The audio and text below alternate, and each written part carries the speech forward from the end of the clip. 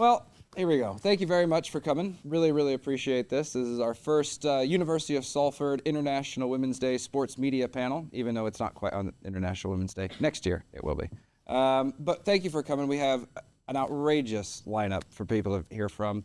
You're going to have a couple of panels, and then we're going to split this up into small groups so then you can actually start asking some questions and and really learn on a night like this, because wow, the knowledge in this room is pretty incredible. So thank you for being here. Really appreciate it. I'm going to hand it over to Emily, who's going to be handling all the presenting duties tonight. That's not the word I'm looking for, but it'll work. Yes, chatting. And then she's going to go ahead and introduce our panelists. So Emily, I'm handing this over to you. Thank you very much. So hide it for the purposes of the camera. Okay. So yeah, as Taylor said, we have been very, very lucky that we have got an incredible room of women who are smashing it in this industry that we've brought together for you. So thank you so much to everyone for coming. So our first panel tonight features 3 football writers from major national and international. Emma Sanders in the middle, senior women's football reporter for BBC Sport. We have Charlotte Duncker, a football reporter at the Times, focusing mainly on the Manchester patch. And we have Megan Feringa, women's football writer at The Athletic. So incredible. Can we say hello to everyone? So we are going to kick this off with some kind of quick fire intros. So we are on, because we've got so much amazing talent in the room, we're on a bit of a strict deadline. So we're going to test out your broadcast skills in terms of timing and give you a minute to a minute and a half to introduce yourself. So just kind of a brief history of your career, what you're currently doing, and also the best sporting moment you've ever been involved in. So should we start at the far end with Hannah? You got to Okay, yeah, I'm Megan. I'm obviously not from this country. I came to the UK in 2019, did a master's degree at Cardiff University, had no intention of doing journalism, got stuck here for COVID, decided to get into football, and kind of worked my way through. I was doing newsletter monkey stuff at the Mirror and Wales Online, and the Athletic took a punt on me about 2 years ago because they liked some of my blogging, and I'm now the women's football writer for the Athletic, which is very cool. Best sporting moment I've ever been involved in. I was there when Gareth Bale scored the free kick to get Wales to at least the final of the playoffs for the World Cup. And Wales is kind of like my home away from home. So it was a very, very special moment. I've never seen a free kick like that before. It was so good. So yeah, that's mine. That was very succinct. Okay, right. Go on, Emma, Here we go. Yeah, so I went to Salford University. So I was in this building. I graduated, had a couple of bar jobs at the same time, loads of freelance, was just desperately trying to get into the BBC. That was always my dream to get in there. And I got a job there in 2018. I was a broadcast journalist originally, so I covered Premier League football. But by that point, I sort of started getting some experience covering WSL in my free time. After kind of doing some work placements at like The Guardian, The Independent, Liverpool Echo, Manchester Evening News. And I just sort of fell in love with like the women's game, and I just didn't understand why people weren't covering it. So yeah, while I was covering Premier League for 7 of the 8 years that I've been at BBC, I was kind of doing women's football anytime I could in my free time. And then yeah, while I was at the men's Euros in Germany last summer, they advertised for senior women's football role, which I'd kind of been telling my bosses not to do for about 3 years because I had the best of both worlds, but I thought it was the time really to kind of take on a senior role and try and advance women's football. So yeah, I've been in this role now for about 18 months.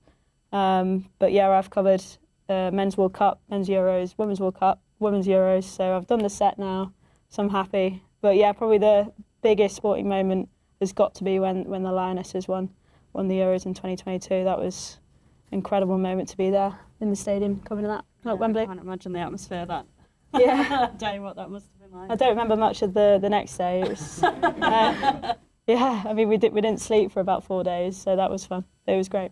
Amazing. My biggest sporting moment being involved in was actually the men's delayed Euro 2020 final, so not quite the same jubilation, but one of those ones where you don't forget being there. And I think lots of people, you even see journalists who've done the job for years and they were all there in their suits because it was like such a big occasion for them to be there. So to cover that was great. But yeah, I've been at the Times now for 3 years. Before that, I did local newspapers, main news, and then freelance, did some volunteering work on sport, got into sport. So I cover men's football rather than women's football and cover the whole of the Midlands and Manchester. So I think I've got 5 Premier League teams at the moment, soon to be, could be 3, couldn't it? Because Forest and Wolves could go. So yeah, could be 3, but 5. But Manchester United are undoubtedly the newsiest team that I have to cover. So pretty relentless. So yeah, I've probably Keep you pretty busy. yes, all the time. So it's never a dull day covering them. So yeah, that's it in a succinct 90 seconds. Amazing, thank you. So obviously all 3 of you are primarily writers. Obviously nowadays in the world of journalism, nobody's just a writer anymore. You know, I know a few of you because I've been the one on the end of the phone saying, will you come on the radio? Or, you know, so obviously it's not just one platform anymore, but writing in this kind of digital landscape. Megan, how important is it still writing, and how's it changing? Because, you know, you work at The Athletic and really they're kind of bringing long form back, aren't they, from where we were a few years ago? Yeah, we love long form at The Athletic. It's one of the reasons why I wanted to work for them. I did poetry and English lit in college, so like for me, writing is such an important thing, and I think writing, it unlocks something in people that you can't get when you watch a video, you watch a TikTok. It engages you, it makes you think creatively, it makes you think different, it makes your audience think differently. And 2, it's better for those long form features where maybe you have an anonymous source. You can't have an anonymous source if you're on the radio or if you're on TV. It's different when you hear like some weird voice kind of thing. It just kind of takes you away from the story. So it allows you to actually tell some of the stories that maybe you wouldn't be able to tell in another platform. So I think that's really important, but also like writing itself is such a beautiful thing. And it's probably one of the most amazing expressions of humanity that we have. So for me, that's why it's so important. But we can also pick and choose like when we decide to write long and when we decide to write short. If I'm doing a news piece, it does not need to be 2,000 words. Actually, my editor will kill me if it's 2,000 words. They want it to be 500, and that's okay. In The Athletic, I think we used to do 3,000 word pieces. I filed one today, got yelled at. They do not want 3,000 words. 2,500 is like the max.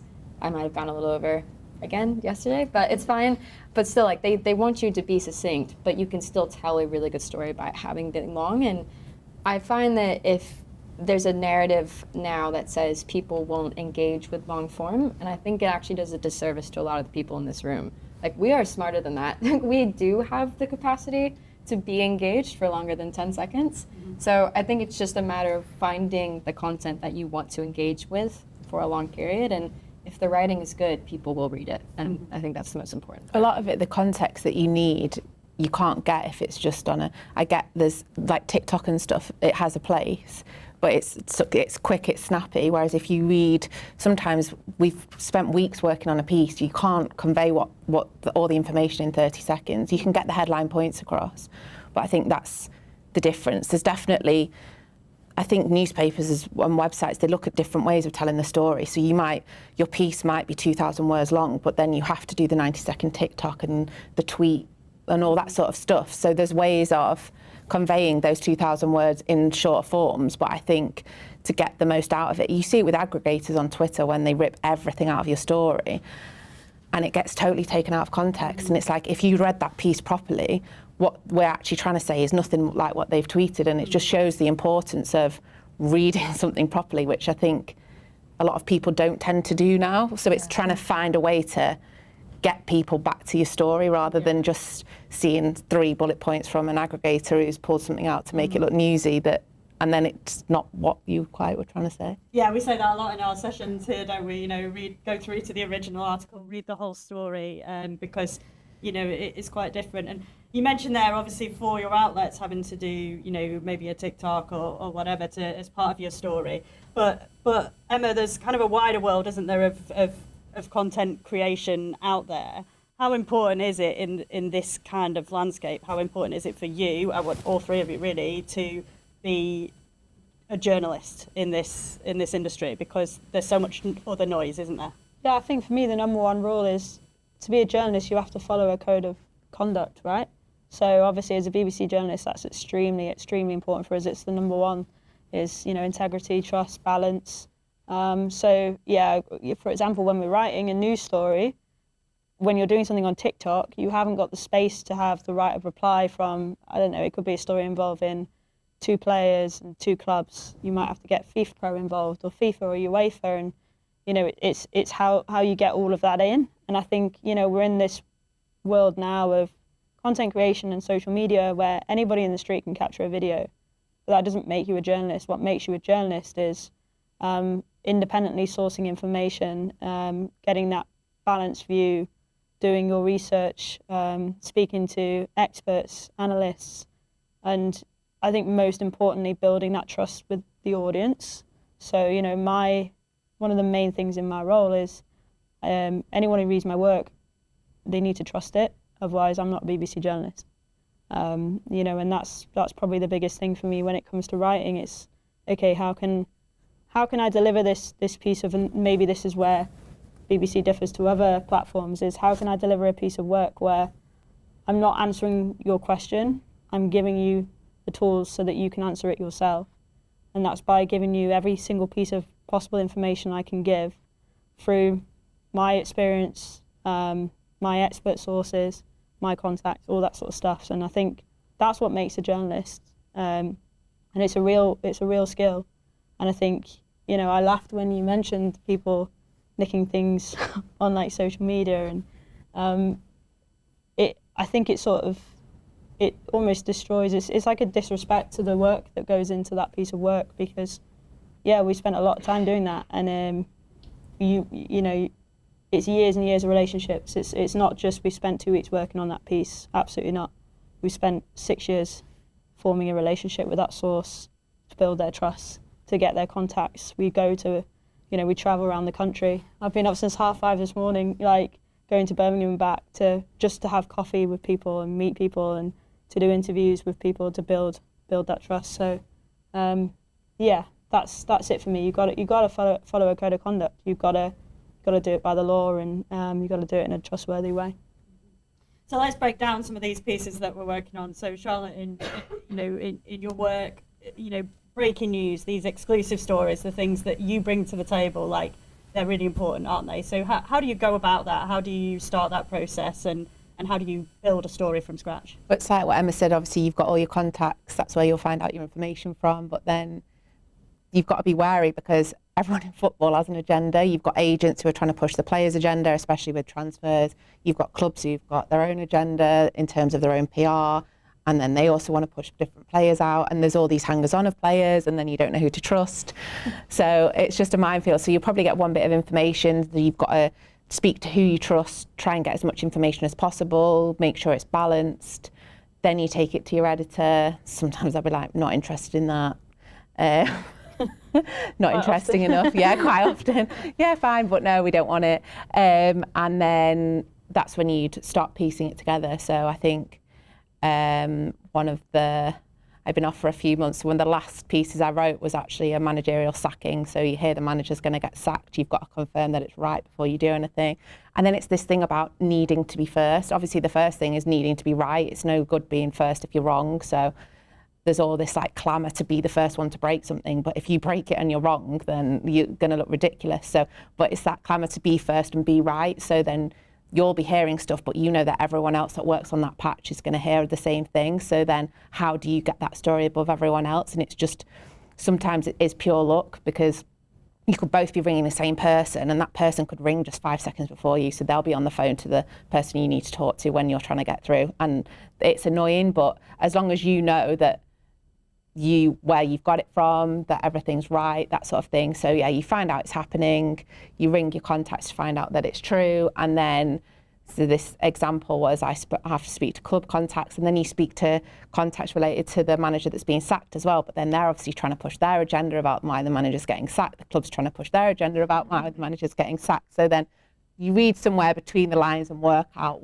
what's gone on, and then with those sorts of pieces as well, you know it's been coming, so then your desk will probably say, right, well, we need a longer read, 1,000 words, say, about why this has happened. So then that's months and, like Emma was saying, years worth of contacts of keeping notes. Well, in the Premier League at the minute, it's probably not years worth, is it? Because they sack managers every few months, but it's keeping all those little tidbits of information. So when Amarim got sacked at Manchester United, I had a file on loads of little bits that I hadn't used for stories for months and months and months, from like pre-season tours and stuff. Like we had to sit down with him, there weren't any cameras in there. So just little bits that you can put in. So then in a big feature, when he's gone, you can be like, oh, well, this was hinting at this back at this time. So it's like all those little bits of information, remembering to like keep them somewhere. And then when it does inevitably happen, you're ready to go with all your stuff. But yeah, when you first hear something, it's just that you're trying to be quick because you want to get it first. But it's the most important thing is obviously being right. If you're the third person to do it, but you're right, then you're still fine. Yeah, I don't envy whoever's working on the Tottenham patch right now. Yeah, exactly. They'll be going for all these things. Megan, Emma, obviously you've written, there are some pieces that you work on. Obviously you do the breaking news side, but also these longer form pieces that we're talking about that take months, don't they? So can you tell us about, Megan, we were talking yesterday, you told me about a piece you wrote about why we normalise female athletes losing their periods. It took you about 6 months to put together, is that right? Can you tell us about that process? 8 months, I think. Yeah, so the reason why it even came to be was I'm a triplet, and my sister and I, we always call, and where you get ideas, it's generally not in your news desk. Like very rarely are you going to get an idea from your editor. You normally get it from your friends or your sister or whoever. And my sister just told me that, she'd been going to this doctor, and this doctor just told her, don't worry about it. Like, this is just very normal. And I remember we were 14 back in the States. This is not something that happens in the UK, thank goodness, but like we were 13, 14 being put on the birth control pill. Our coaches for cross country were telling us like, totally normal to lose your period. Don't worry about it. You're skinny and you're athletic. Like, that's awesome. And it turns out it's a very normal thing for elite athletes. So I pitched this idea to The Athletic, very different to what I normally was doing as the football correspondent. And like, that's really hard because you still have to file your weekend stories. You still have to do your football. And then in the background, you are working on this like masterpiece that you really are passionate about. So it's a lot of balancing, a lot of nights where like you should be going to the pub and you're not because you're working on this piece and you're drinking wine in the house instead.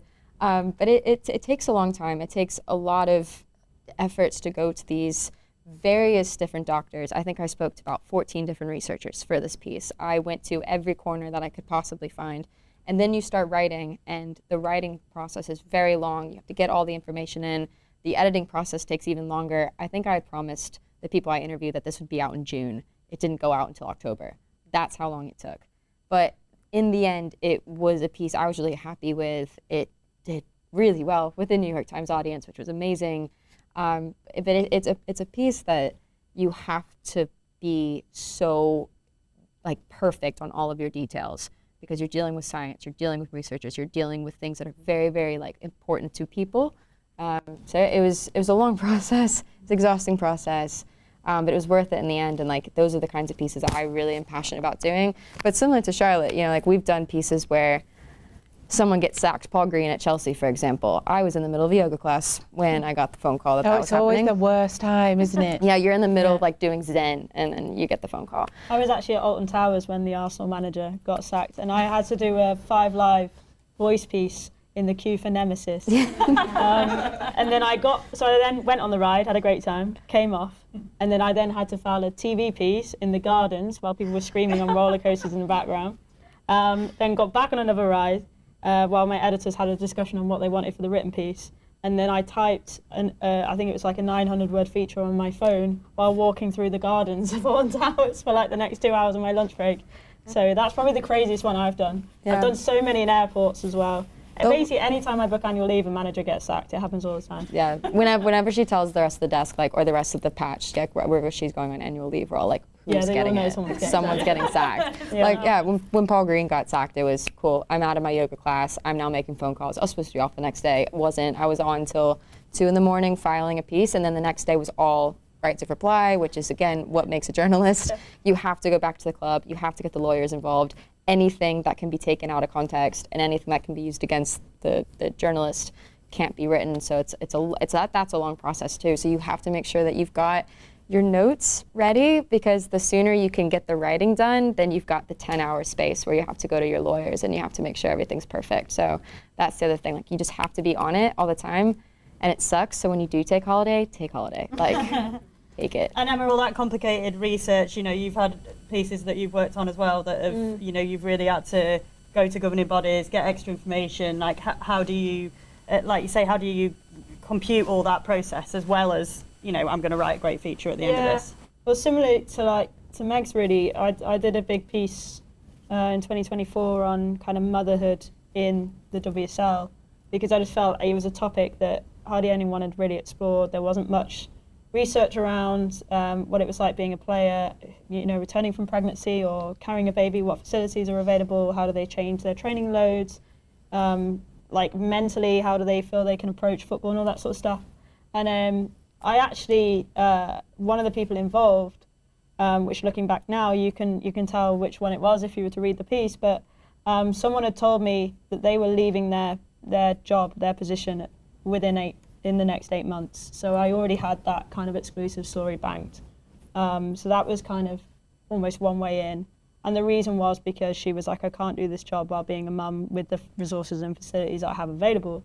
So I was like, okay, well, obviously I can't report on you leaving yet, so how can I report on this? How can I do something different? And I spent a day with her and her daughter in her house. We drove her daughter to school and back, and we filmed loads, and we turned it into like an iPlayer, BBC iPlayer documentary. It was on the news at 10, it was on the news at 6. I wrote a feature on it. We had it as a World Service radio podcast. It was on 5 Live. And then I did like loads of hits on like news bulletins and stuff. So it literally went everywhere across BBC. But that probably took about 6 months just to get that one interview booked in. But then I decided to do the same thing with 2 more people. So I had like the West Ham captain and her daughter at the training ground. So we basically had to clear the training ground for like an entire day just to have a toddler running around and stuff like that. And she was, she's an international as well. And then I did something with one of the German players at Chelsea who had basically given up playing at the Euros because she wanted to be a young mum. So I had like all these different angles. But throughout this whole process, it probably took about 10 months in total, I'd say. I was speaking to like FIFA Pro and PFA about when certain laws and stuff were coming in. So when was maternity pay and things coming in. So by the time I'd finished this project, obviously that went out as all of those pieces, but I then had like the exclusive on the manager leaving. I had the exclusive on like FIFA Pro bringing in the new maternity pay rights in WSL. I had an exclusive from WSL Football, who were the new governing body, about how they were introducing certain criteria for like motherhood support in the license. So I ended up getting, and that's just off the top of my head, but I think I got maybe like 4 stories out of this from building the contacts and the research and from speaking to everyone, because like at the end of the day, it was a topic that was important to so many people. And I had my DMs open on Twitter, and honestly the amount of players that got in touch like privately.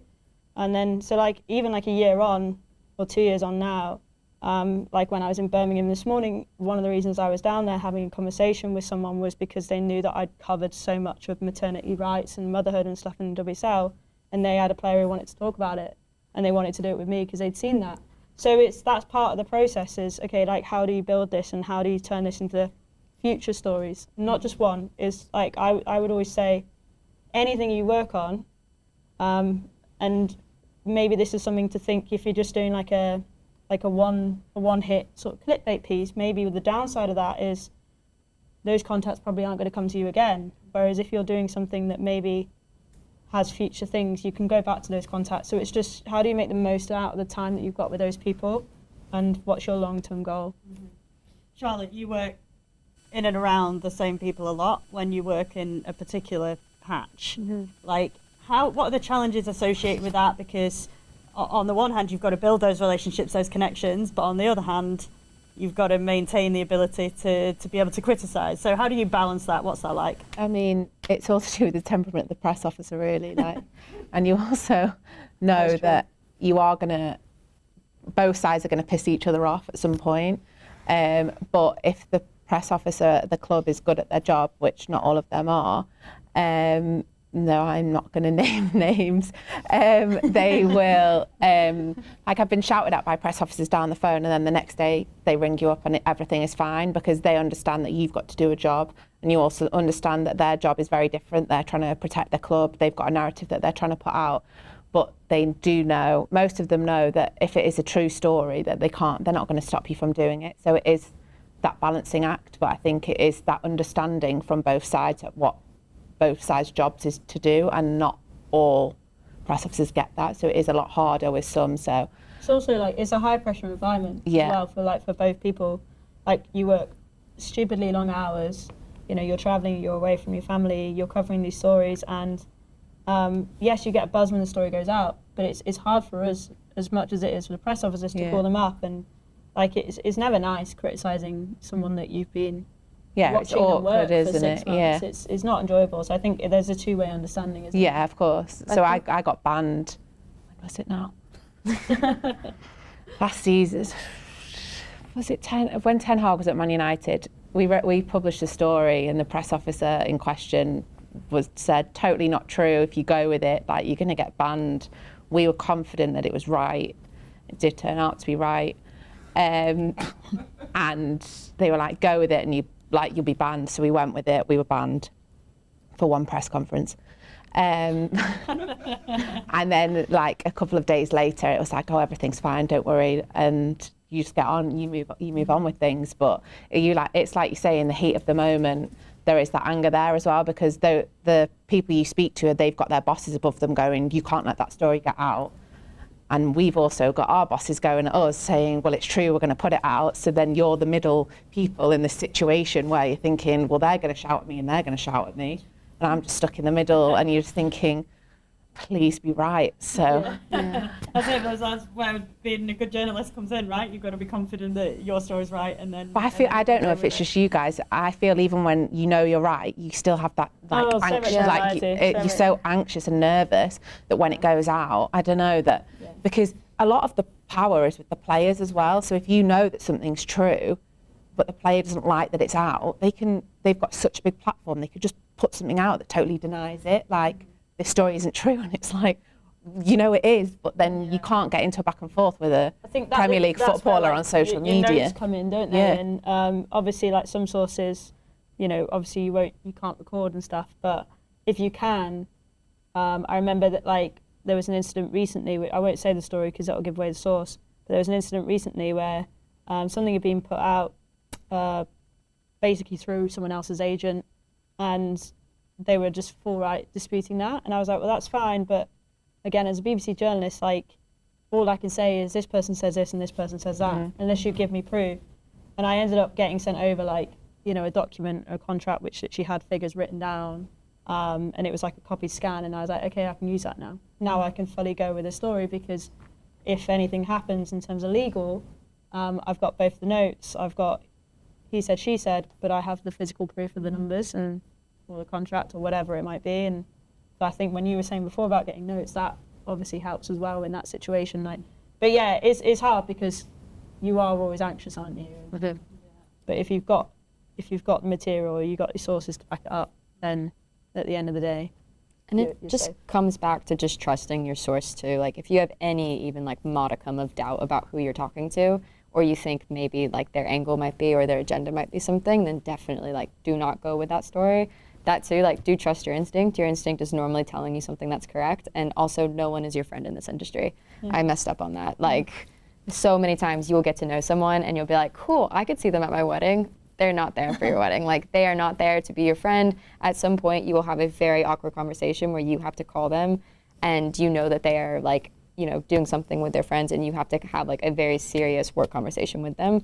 They are not your friends. So that is another, no one warned me about that and I wish someone had. But I would also say like 90% of the stuff I hear, like I might be 99% sure on it. And like you're right, unless I'm 100, I won't run with it. No. And I've missed out on so many stories and I have no regrets because I wasn't 100% sure. Yeah. I wonder if we can think about women's football a little bit because, you know, obviously we're all aware of the growth of women's football coverage over the last decade or so. I just wonder kind of whether you two feel that it should be treated differently than men's football. Like, you both worked in both at various times. Like, should it be separate? Should it be split off? Or are we doing it a disservice in that respect? Like, how do you feel about that? Emma and I are very much on the same page. We have strong opinions on this. No, it shouldn't be separated because all you do is silo it, and you silo the journalists, and you say, that's your patch, you go sit on that island and you go do it, and that's you over there. And then they get to go do everything else. And it is absolutely terrible because it means the resources are split. It means that they see your story as either an other, and oftentimes that means lesser. And that's a serious problem. I'm not saying that my company does that all the time. Usually there's some really great reporters on the men's side that do work really actively with me on helping me get stories on the women's side, and vice versa. I mean, Paddy Boyland and I, he works for the Everton patch for The Athletic. I've broken stories with him on the men's side, and he's broken stories with me on the women's side. And to me, that is exactly how it should work. But it's not how it works with everyone, because a lot of our men's writers will see us as, you are women's football. I don't bother with that. I don't do that. But so obviously, on the one hand, saying you don't necessarily think it should be separate, but on the other hand, you've both got women's football writer in your title. I think it's important to have expertise in the field. So just as you would have a tennis correspondent, a Formula One correspondent, cricket correspondent, women's football is so big in its own entity that yes, I think it's fine to have a women's football writer or a women's football correspondent and a men's football writer, a men's football correspondent. But that doesn't mean that the two teams should work separately, in my opinion. Like what Megan says, I think at the end of the day, I could be walking into Carrington the same day that Charlotte's walking into Carrington. We're around the same people, around the same sources at the club. So many agents now, for example, in the transfer window, agencies are taking on female footballers. So if I've got a chief men's football writer who's been covering the game for 25 years and has got a contact book full of agencies, and they've just taken on Chloe Kelly and Georgia Stanway and Leah Williamson, why would I not use him? Like, he's got that relationship, and I think we're still at a point now, and obviously I'm speaking generalistically and not about my company as such. I'm aware I'm being recorded as well. But I think we're still at a point now where people will go, you're a women's football writer, so that's your patch and you deal with that. You're a men's football, you deal with that. A newsroom, just like any team, should be, how can we use all of our resources and expertise together? And I strongly believe in that. And, like I said before, 7 out of the 8 years, I was doing Premier League alongside WSL. I was going, in 2022, I did the Women's Euros, and then 4 months later went to the Men's World Cup. You can do both. That I think you do need the experts, and obviously our role is ridiculous right now. I couldn't do both doing what I'm doing right now, but that's not to mean that I don't think you can have people who are also on that team who can do both. So with all that in mind, if I could ask you about some fairly high-profile comments that have been out recently from Eni Luco, saying that she feels that women should be at the forefront of the coverage of the women's game, and that men, if you like, should be in a supporting role in that industry. How do you react to that? How do you feel about that? Yeah, I think, I sympathise with Eni in the sense of, obviously, the point she's trying to make is she wants there to be opportunities for women in football, full stop. And she obviously feels herself she hasn't had that. She comes from, obviously, a background where she's got a pedigree in her football career. But I think, I think it's really important that there shouldn't be a distinction between, if you're a female, you should work in women's football. If you're a male, you should work in men's football. Obviously, I've worked in both, love them both. We've got people like Ian Wright, who's a fantastic pundit, who's a huge advocate for the women's game, who's choosing to spend his time watching women's football, talking about it, spreading awareness of it, discussing it and analysing it. And in the same breath, he will then go and watch Arsenal men. And to him, there isn't a distinction. To me, I can go and watch a WSL game on a Sunday, watch a Premier League game on a Saturday, and I get the same enjoyment. They're different games because it's different skill sets, different speeds, different tactics. But it's just like watching a different film at the cinema. I can go watch a horror and then go watch a comedy. It doesn't mean they should be treated completely differently. I think it's appreciating the beauty for what they are, and I think any male who's willing to be an advocate for women's football and any woman who's willing to be an advocate for men's football, I think that's a hugely positive thing.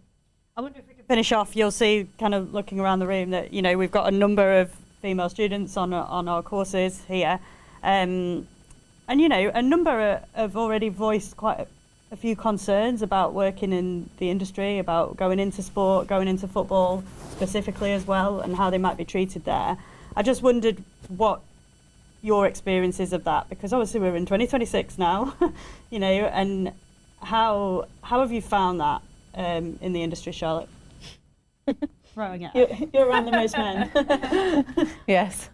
I'd be lying if I said it was all positive, but I think anyone going into that would know it. Like, but I think, so it's 10 years now since I've started doing men's football.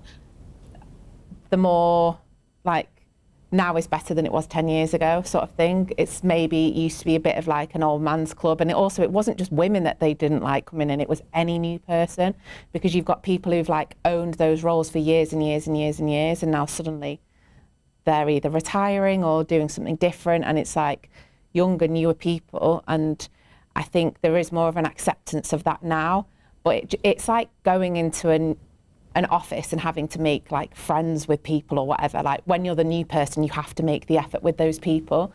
And I'd say the majority of the people will just accept you, whether, it doesn't matter whether you're male, female, who you support, whatever your views are, 9 times out of 10 you do get accepted, but you just sort of have to throw yourself in there. So I was told on the European aways, don't go home on the nights out. Oh my God. So like the hangovers were horrendous because I just took that on board. I was like, you've just got to make friends with everyone. Out till 4 a.m. the night before a game, not the most professional of things, but then you get to meet, it's important to make friends with the people that you're working with, because they're as much as your colleagues, even more of your colleagues than the people like in your office. Like my office is in London, I never go down there, but my colleagues, I'd say, work for the BBC, the Guardian, the Athletic, all that sort of thing. So I could understand why there's a bit of trepidation, especially when you look in a press box at a men's Premier League game. There still aren't that many women in there, and the first few times you go, you will be nervous. But I think you need to believe why you're there and believe in yourself and know that you've got the talent and you deserve to be there. And who's anyone else to tell you that you shouldn't? The sexism thing, I think I notice like little things, like people will be like, oh, where's the team sheet? And I'm thinking, I'm not asking anyone else that. Or where do I get a cup of tea? And you think, yeah, like I'm doing the same job as you, sort of thing. But they're just little things, and I think you've obviously got to be thick-skinned. So if that sort of thing bothers you, then it's not going to be the right industry. But that's like just the tiny little things. Like social media is a whole other conversation. But in terms of the workplace and being accepted and stuff, I think for me, I find it absolutely fine. Like people respect you for what you do because you're just doing the same job as them. Yeah, I think the respect things, at the end of the day, you're in a competitive industry. Like, we are very, very close friends. Yeah. But we compete with each other on a daily basis. Like, that's the blunt. And we respect that. So, like, I'd be lying if I sat here and said, if in a transfer window, if I saw, like, Megan drop a transfer, I'd be like, ah. But I'm still going to pick up the phone and be like, do you want to go for a pint? Like, Yeah. It's a separation. I think it's a mutual respect. But I think Charlotte's right. I think the longer you're in the industry and the more you build a trust with the audience. So obviously, as I said, as a BBC reporter, that's my number one thing. When I first came in and I was, covering Premier League games, and you go from, I don't know, maybe writing in a blog, or even when I was doing some work experience at the papers, to then literally writing like live Premier League reports to like millions and millions of people worldwide. Like, absolutely, you're going to get stuff. Like, I got so many messages on social media in the early days, and I'd just never had it before, and I was like, why has this person got a problem with me? Did you read it? I think I did at the start because I didn't really know. I suppose I was maybe a bit naive. I didn't have anyone as a female role model before me going into that I knew of. Yeah. Whereas now I think there are more of them. Yeah. But I think at the time I probably didn't appreciate like how many messages there would be. And it's just simple things like learning to turn off your social media. Like, I used to like go on like X, as it's now called. I still call it Twitter, but I used to like go on X and try and engage with fans and have conversations, and then I realised actually that probably wasn't healthy for me. That wasn't the space to do it. So I just stopped doing that. And that's fine. It wasn't that I was like, caring any less. It was just I looked at what I was doing and I was thinking, you know what, my readers, my audience don't need that from me, so I'm not going to give that because I don't need to. So it's just working out you know, what your measures are. You were saying to me before when you were with your mum on your weekend, like you just deleted I have your no social media on my phone. Like if y'all have tried to message me on X or Instagram, like it's not there. Like I don't know where it is. But also I think just real quick, like it's okay to feel like you have imposter syndrome. Like that's totally normal. Ask anyone in this industry, like everyone suffers from it.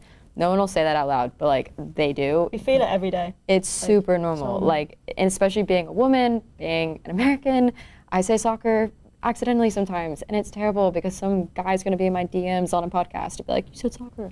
But like it's very, very normal, and it's very, very cool, and like you'll have the people with you, but your work speaks for itself. If you walk into a room and you say your name, people there will know probably what you have written, so just back your work first and foremost. Doesn't matter, like you can go and chat to people in a room and that's great and that's amazing, but like your work is going to be the thing that they recognize you for.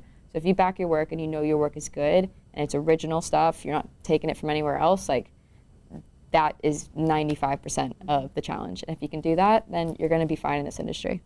I think that's an amazing message to end on, isn't it? Thank you so much. Thank you so much for your time. You're a good So, as if that wasn't amazing enough, we're bringing you a second amazing panel with two fantastic women working in the world of broadcasting now, both at BBC Sport in different roles. So we've got Shabnam Younis-Jewell, who is a presenter, reporter, radio, TV, and now a really big part of the snooker team, BBC snooker reporter, and even TV presenter now on the snooker, right? Yeah. So a bit of everything. She can tell you more about herself in a minute. And our second guest is Vicky Monk, who is a producer and director at BBC Sport. So I wanted to bring Vicky along because she does lots of other amazing things behind the scenes that we don't always see and we don't always hear about. So really, really excited that Vicky's joined us as well. And also, Vicky is a freelance presenter on the Speedway. So we're going to hear loads of amazing different stuff from these two guests. So let's welcome them. So we're going to play the same game. 90 seconds. Tell us potted history of your career, Shabnam, and what you're currently doing, and maybe the best sporting moment you've been involved in. Okay, so as you said, I work on the radio and the TV. I used to work in commercial radio. That's where I started. So I actually got to sport a little bit late. I was a bit of an all-rounder. I used to work for stations that you probably don't recognise now because they've all kind of gone. The names have gone, but it's Greatest Hits Radio mainly. So I spent 10 years in commercial radio, being a journalist, doing bits and bobs of, you get basically sent everywhere. Sport was a part of that as well. And then I moved to the BBC 10 years ago, started working at 5 Live programmes, and then I sort of accidentally got into sport, really, in a way. Started doing some bulletin reading on 5 Live and ended up getting a contract and staying there. And in between, I worked for a year in regional TV as well for North West Tonight.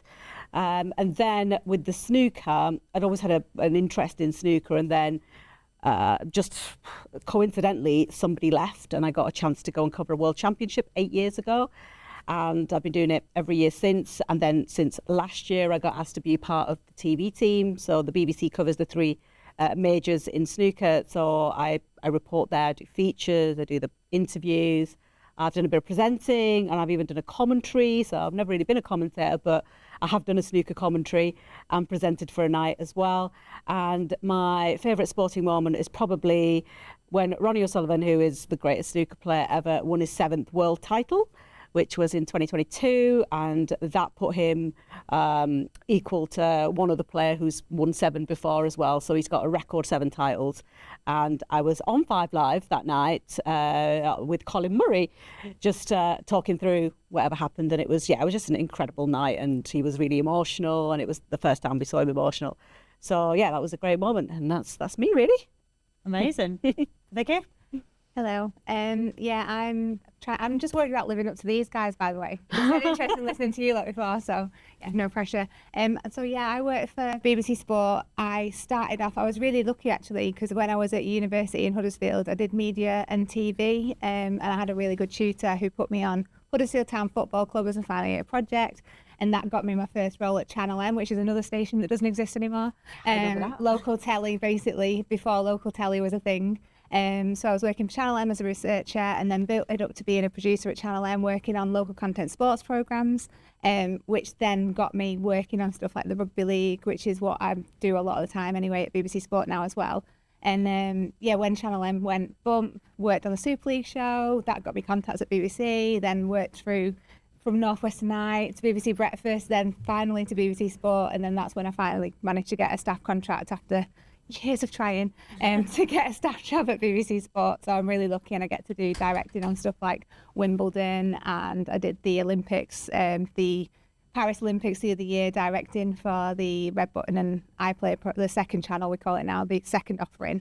And I've just done the same for the Winter Olympics as well. So I kind of I'm the gallery lead for that, kind of building the gallery for making sure that it all works the same as how it's meant to. And then, greatest sporting moment has got to be, I was lucky enough to get asked to do the Women's Challenge Cup final at Wembley last year, it's the third time that it's ever been played there as the women's final on the same day as the men's. And it was the first time that a female director had actually directed the final as well. And it was Wigan St Helens, and Wigan won, which was amazing. And it was actually redemption for when I directed the fourth round of the Men's Challenge Cup when Wigan got knocked out, who were the actual reigning champions. So I kind of redeemed myself by letting the girls win at Wembley. So I was quite proud of that. And yeah. So you're still a fan behind it all? Oh yeah, no, I love my rugby league. That's one of my main sports. So yeah. And then, in addition to that, because I have too much time on my hands, do a bit of speedway presenting. So a lot of my friends race motorbikes, and my other half actually used to race speedway. And I went down to Bellevue for press and practice, got roped into doing some interviews, and then they started doing a web stream. And they said, oh, actually, could you come and present the web stream for us? So I said yes, which was crazy. And actually, that is much scarier than directing. Like being on camera, it was awful. Like the first time I did it, I hated it. Absolutely hated it. And JJ Chalmers had to talk me off the ledge. I was like, I never want to do it again. And he was like, just be a sports fan, it's fine. And so kind of started enjoying it a bit more then. But yeah, that's me. Just rewinding back on that to your directing, because some people in this room are quite a lot of people in here are first years. They might not have been in a gallery yet. They might not know what that means. So what does it mean when you go to live sporting events? Obviously, we work together at Wimbledon. When you direct a multi-camera offering of live sport, tell us about it. What do you do? Basically, you're running the gallery. So whatever people say at home is what you've decided to show them, which is weird. As I was saying just before, actually, that when you go to somewhere like Wimbledon or like the Challenge Cup, you've got so many cameras and you're looking at all these beautiful shots, and you can see the camera ops working their socks off to make you like art. And you're just kind of looking at it going, the viewer's never going to see that because I can't cut to it. And it's just, so you kind of like, you're basically bringing the sport to life for the viewers. And that's why I'm quite proud of what we do with our second channel for the Olympics, because the network channel is very much like the presentation studio, whatever, and we do everything we can to have as much fun with it as possible. And we do like all the stuff you saw of Ed Lee and Tim on Instagram singing. That was mostly my fault because I was just winding up and letting them go. So yeah, it's kind of like just being that person who basically the editorial team, the editor who sits next to you normally, unless you're at Wimbledon, then you're just kind of doing match feeds. But when you've got an editor next to you, they're kind of deciding what the content is going to be in the programme and making sure that everything's editorially correct and stuff. And it's our job to just make it look as beautiful as possible, or tell the story the best you can. So when it comes to live sport, that's very much like following the action and knowing what cameras to cut to and everything else. So yeah, does that make sense? Making very quick decisions. Making quite quick decisions, yeah.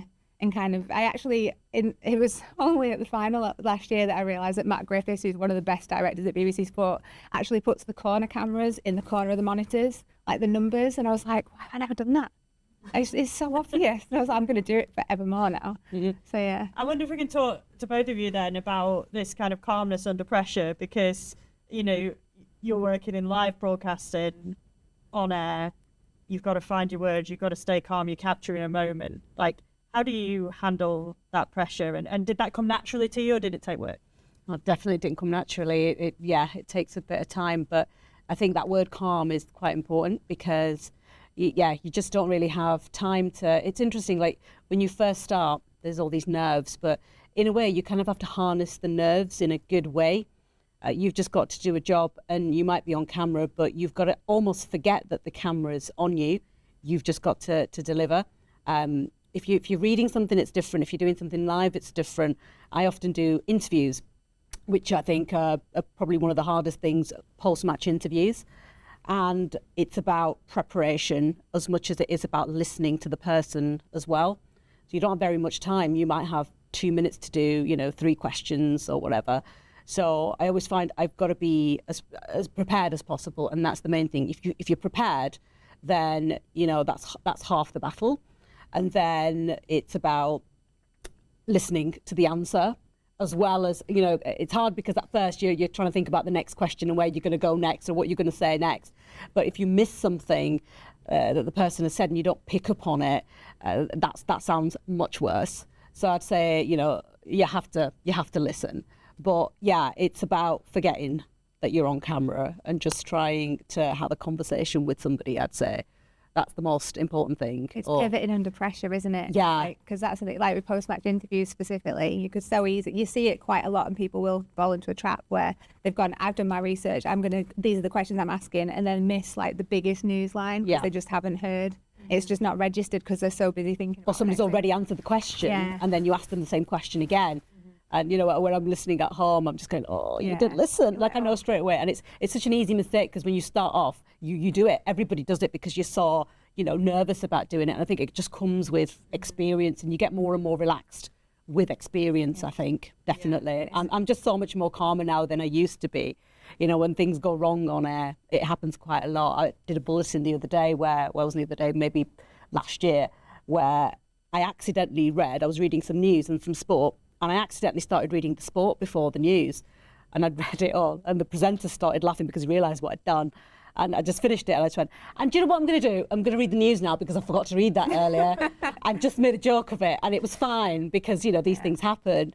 But it's about, some years ago, maybe 10, 15 years ago, I would have gone, oh my God, and kind of, what am I going to do? I've done something wrong here. But you just start to relax into it with experience. And, it's not the end of the world at the end of the day. It's okay. And obviously, for you, Vicky, you said it earlier, you're choosing what people at home see, right? So there's an editorial element to that as well. You've got to know where the story is. You've got to know where you need to go. How do you handle the pressure of needing to be in the right place in the right time with your cameras? It's funny, it becomes quite instinctive. Like the more experience you get doing it, you kind of just have to get into it's a similar thing, to be honest. Like you're listening to the pictures, which sounds weird, but like I say it all the time when I get into the truck. I always say, like, I hope camera ops will know what I'm saying if I say I'm listening, and they'll then know that you're kind of like looking for them to kind of show you things, or and kind of like you're helping the crew are watching one particular thing, so you get them to help you tell the story, and it's about everybody working together to bring the story to life, I guess. I don't know, you'll kind of get a feel for it. Like there was a girls singles final at Wimbledon, and like bless her, our Brit, she just wasn't performing, and everybody thought she was going to win, and she was just getting upset, and it was awful to watch. But you then do find yourself focusing a lot on the fact that she's upset between points, and you kind of you tell a story that way. So it's just being aware of the sport. I think it's important to know the sport and understand it, so that you're then not missing the sport, because I guess covering the event comes first, and then covering the stories is then part of that.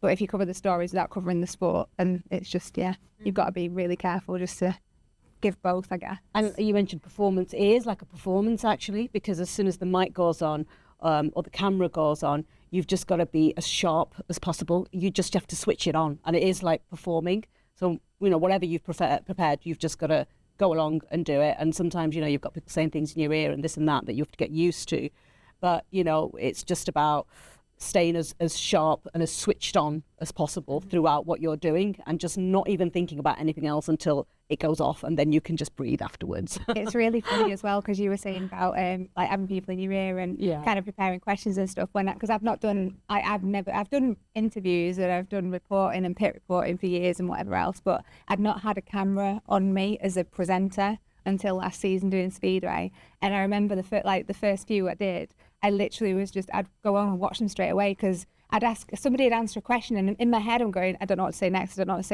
say next. And then there's like this pause that feels like 5 Forever. years. And then I was kind of like, I've tasted it. But then I watched it back afterwards and be like, that was about a millisecond. But it feels like forever when you're just sat there and your brain's just empty. And you just, It's tough. it is. I interview a lot of losers and on the telly. And I think, no, I'm not as in people who've lost their matches. Sorry, to rephrase that. They're not actual losers in life. And I think it's one of the biggest tests. It's the hardest thing because they've just finished, whatever sport is, snooker in my, experience. But like they are so disappointed and so upset, and sometimes it's so hard to get anything out of them. So I've actually started. This is what I did.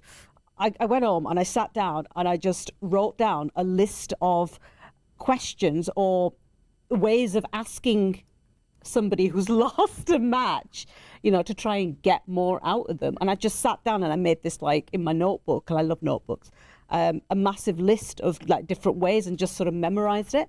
And then I thought, I've got stuff to call on. And sometimes you've no idea what they're going to come out with. I've had people cry. I've had people just give me a one-word answer. And then you've just got to react in the best way that you can. But as much as you can be prepared, I will try and do it.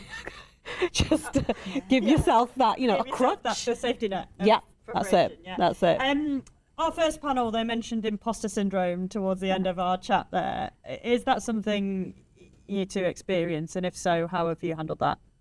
All the time. All the time. Literally. It's just a thing. Like, I don't think it's even just women either. It's men and women. Get it? I just everyone always makes a joke of it at work because I've got the biggest imposter syndrome. And even when I've done a good job, I'll be like, oh, but I clipped a shot change. And they're just like, shut up.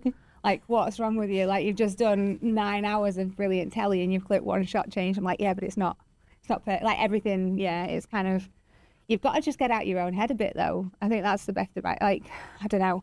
We were saying before, because we're both very northern, and like when we go down to Wimbledon, I was joking with Emily as well. I am definitely the most northern person who's match directing. So the other match directors, there's a mixture of BBC Sport directors and ATP Tour directors who are all very posh and very lovely people, but very posh. And then there's me. And then the first time I went down to Wimbledon, I was just absolutely terrified. And Carol Kirkwood is just a wonderful woman. And she kind of took me around the commentary room, and because I worked with her on breakfast. And she was like introducing me to people. She's another crazy cat lady, so we get along great. And then, the next time I went down, I just kind of was like, you know what, if I'm not going to fit in, I just might as well stand out. And that's like, don't worry about any, like, just don't worry about it. Because everyone's in the same boat when you're working in the industry. I don't think it's not a proper job, is it?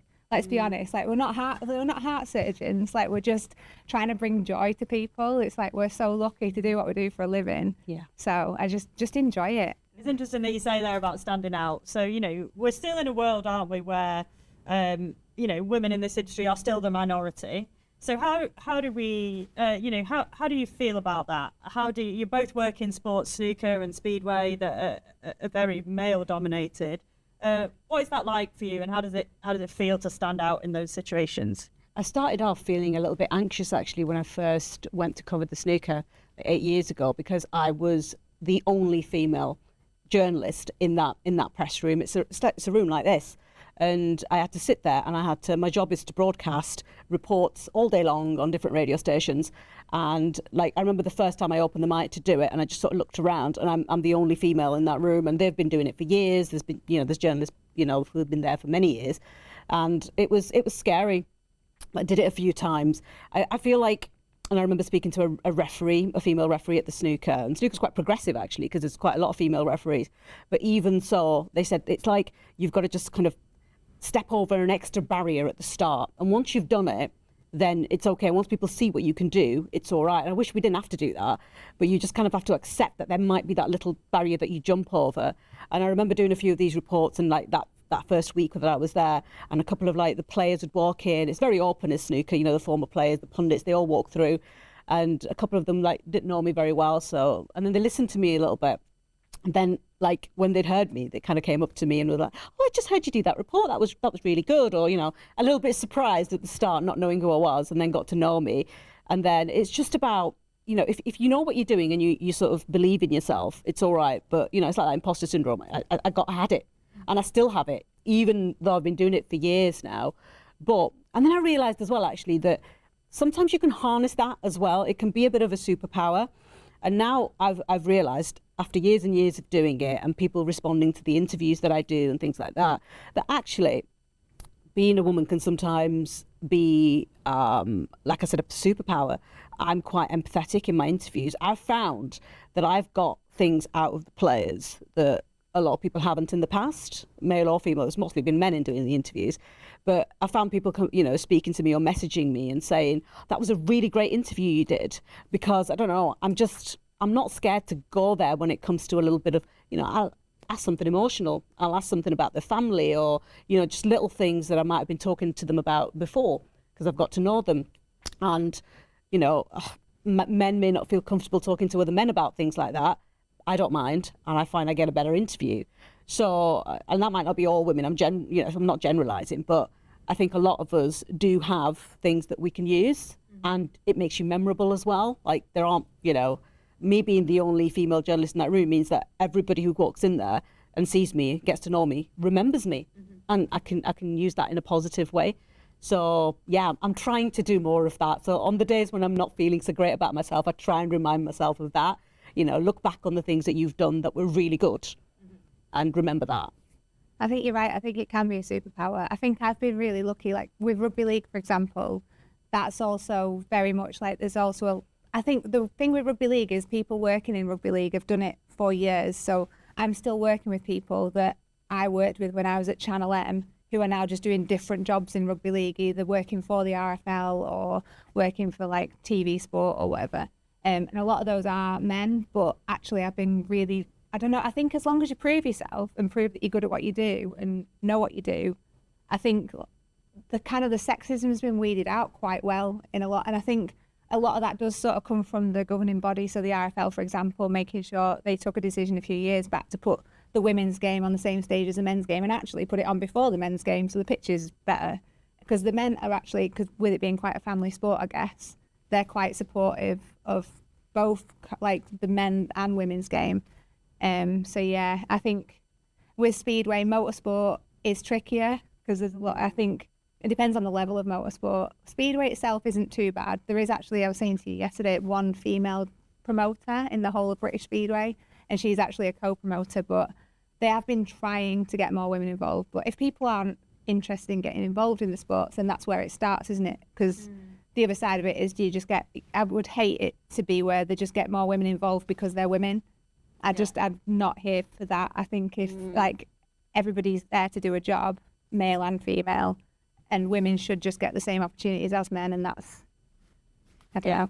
So when you say there about, maybe people don't want to get involved in the sport, it sort of brings up this word in my mind of visibility, right? And whatever we're doing when we're looking at the jobs that you've got, obviously people in this room might be aspiring to some of the jobs that you people are doing. How important is visibility for you, Shabnam? How important was that when you're coming through?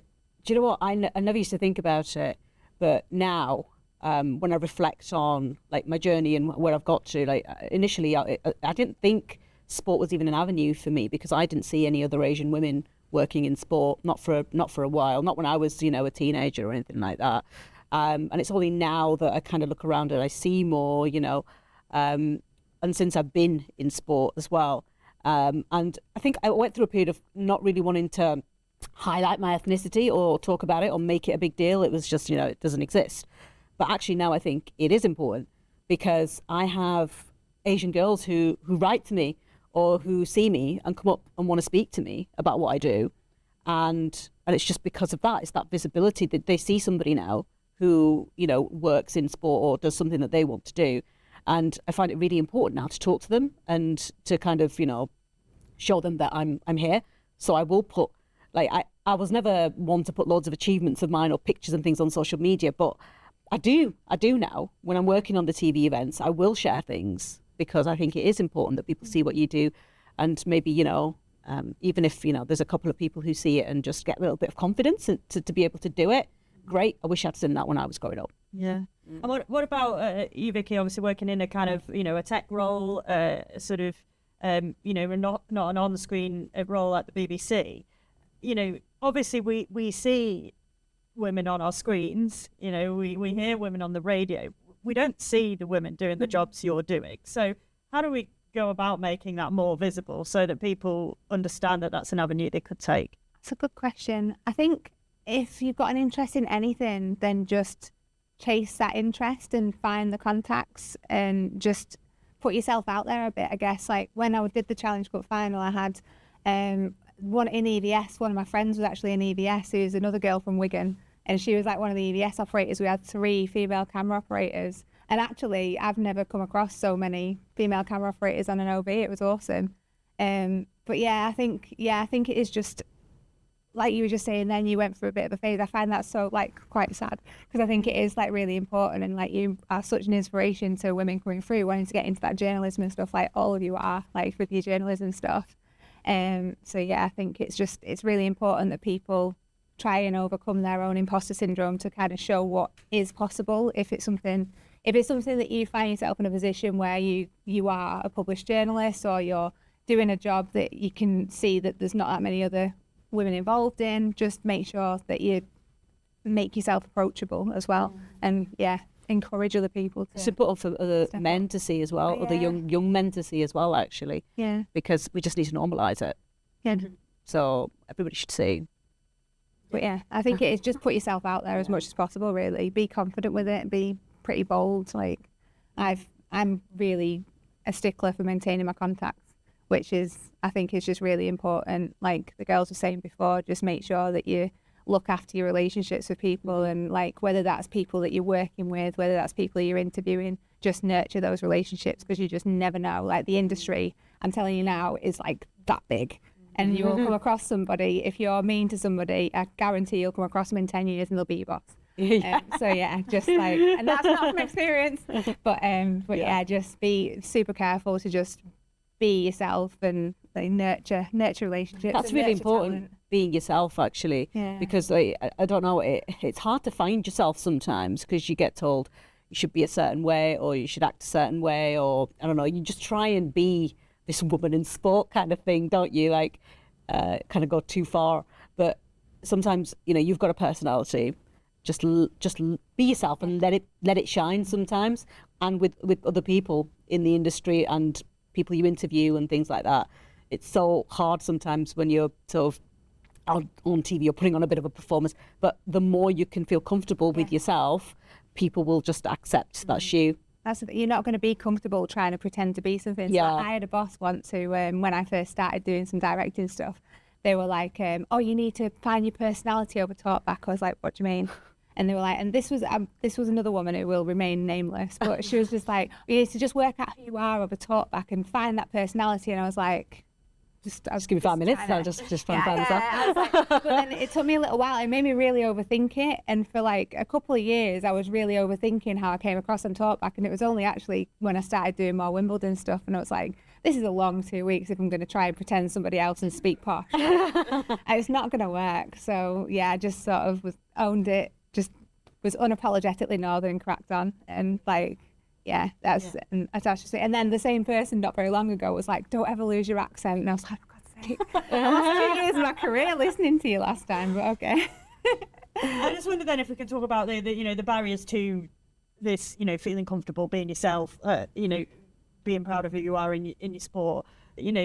Sometimes do you think it's not necessarily, you mentioned the word sexism earlier, misogyny, it's not necessarily always overt, is it? But there's little things that go on. What's your experience with that, Chebs? I remember like the first time I went to do a football interview. The first manager that I spoke to, I've told a few people this story, and I was like 21, and I just went and just stood there with my microphone, and he looked at me and said, do you know anything about football? That's the first thing anybody ever said to me.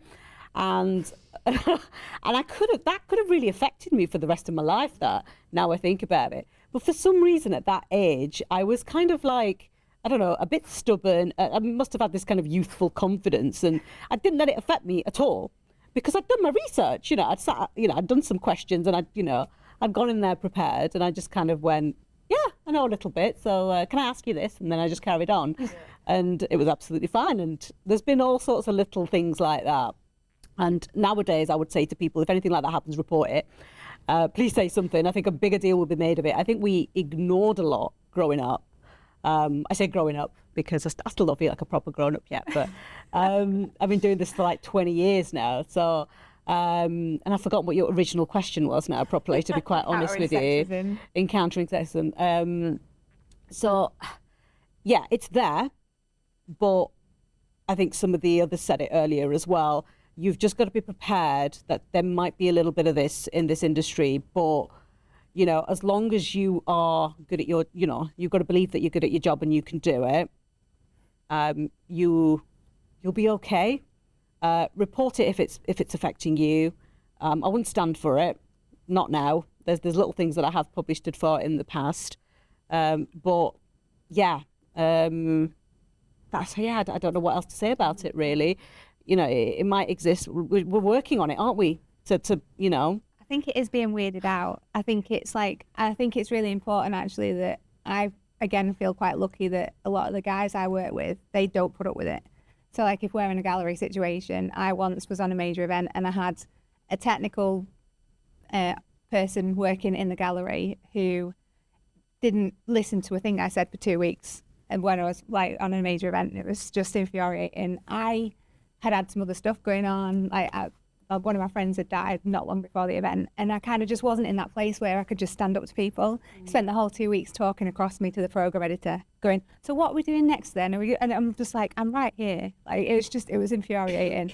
Now I would not put up with that. Like I just wouldn't, and I probably should have reported at the time, but I didn't. But yeah, I think just if that stuff does happen, definitely say something. I've also had that classic when people come up to you on OB and go, "Where'd you get the accreditation from?" I'm like, "I don't know.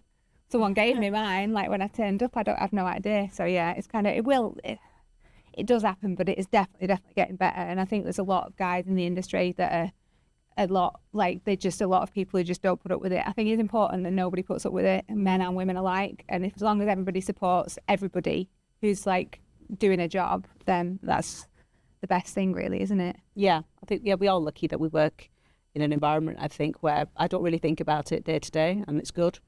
But, you know, as you say, when you go out on OBs and things and, you know... You'll always find one. Yeah, there'll be something. I got asked to take a teacup back to the kitchen once, and I said no. I wish I said something, you know, what I was actually thinking in my head. But yeah, by a football manager. Got a question? I have one. It was just kind of following along the lines of what you were just talking about, and I completely understand. I understand as much as I can about the stuff you find in the workplace, but I've had students tell me in the past, and it's even before they get here. You know, it's from when you're 5, 6, 7, 8, 9, 10 years old. And one student put it to me brilliantly. She said, "I was told in so many ways that sport isn't for me because I'm a woman. For X, Y, Z, whatever it is, sport isn't for me." And so I'm actually quite curious to ask you, maybe to go back a step, like to even pursue sport as a career. How did you get over that? It's like, because I was actually saying this to you yesterday, so I think a lot of that falls back on the governing bodies, and until the governing bodies start, and I'm very aware I'm being recorded, but until the governing bodies start making sure, like the RFL have with the men's and women's final being on the same day and holding them both, and like there was so many like things in place for the women who were looking after the kids who were also playing the sport, and it's got to be that top-down approach, hasn't it? So if the sport isn't accessible to everybody, from the governing body through to schools, for example, when I was at high school, we went on strike in PA because they wouldn't let us play football. But they were just, that's a school in Wigan. I don't think everyone got away with going on strike in PA. The teachers were just scared of us. So yeah, we kind of put our foot down. We're like, no, we're not playing netball. And actually, the guys did then go, okay, the guys are going to play netball against the girls, and the girls are going to play football against and like we actually, like the guys in the school, like in our school year, then stepped up. And I think given that opportunity, you will get more backing from peers, men and women alike. So yeah, I think you're right. Like the governing bodies need to step it up and make the sport more accessible. The schools also then need to do more, but I think that has changed. I think, to the best of my knowledge. I sort of took your question as like if you grow up in a family that is depends on the culture of your family, really. With mine, we didn't really play sport, really, but there was always sport on in the house. So my dad was, and still is, a snooker player. Like, he loves playing snooker. So I had been to a snooker club with him, although things were very different. It wasn't really a family environment then, really. And we still play now an odd game on a Sunday with my dad. He's 70 now, but he still plays. And yeah, it was never, there was no limits placed on, you know, the kind of thing you wanted to go into. And as I have gone into sport, it's been very, like, my dad's so proud. Like, when he, you know, the fact that he sees me on the TV, the sport that he watches that I actually work on now, he absolutely loves it. So there was always a bit of, you know, there was never, you know, I have 3 sisters, so I'm one of 4 sisters, and we've got 2 brothers as well. But we were never treated sort of differently. We all watched sport together all the time. So in that kind of way, I suppose I'm lucky that was just my family environment. Yeah. Or you just sit down with in the bedroom. I know. Pop along to snooker club on a Sunday morning. I have to take you up on that. You're playing on the. Go on, tell us. I have played a little bit on the women's tour. So there is this is another thing that I always have to tell people about. So the main snooker tour is not the men's snooker tour. The world snooker tour is open to women as well, and there are women playing on it.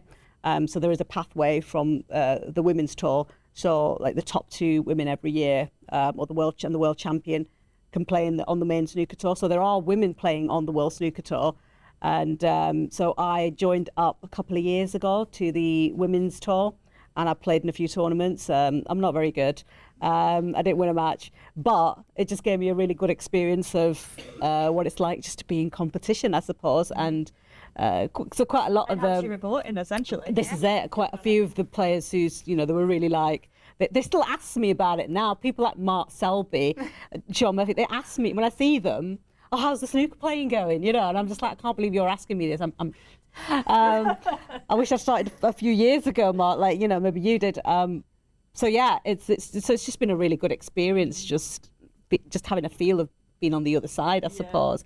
And like, I had a situation where the first tournament I played in was okay, and you know, it was fun. And then I went to Belgium to play in the tournament, and I just absolutely froze in the first match because there was like loads more people watching, and just couldn't play very well, and I hated it, and I wanted to get out of there. And that just gave me a tiny bit of the feeling that players get sometimes when they just have an off day, and they don't want to be there, and they just want to like leave. So that was an interesting experience. It was awful, but I came back the next day, and I played all day, and I was absolutely fine and had quite a nice time. But just the difference from one day to the other, and I can't even tell you why, but just the nerves and the pressure, I just put this pressure on myself, like, oh, I've gone to Belgium to play snooker. I've got to do it. Insight into this performance and the mentality of it, and just how difficult that is. Yeah, definitely. So it was, I got a talking to by a couple of the players, and then I came back the next day feeling a bit different. Well, amazing. It's fantastic to have both your insights and a really kind of unique look on different parts of the broadcasting industry. So thank you very much.